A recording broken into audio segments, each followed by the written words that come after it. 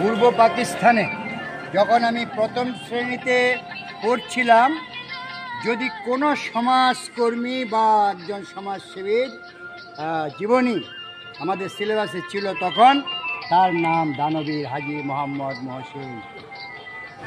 এই হুগলি জেলায়, তখন ওই চট্টগ্রামে পড়ার সময় হুগলি জেলার নাম জানতাম।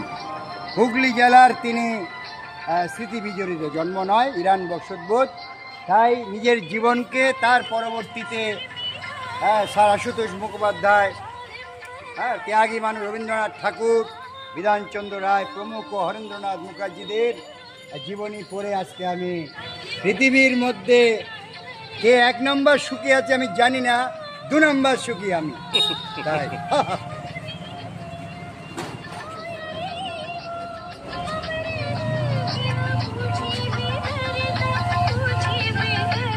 এই পথ দিয়ে যখনই আমি যাই, একবার এখানে আমি কৃতজ্ঞতা জানাই।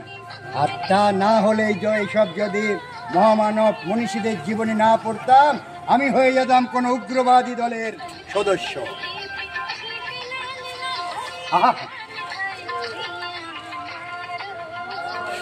চল।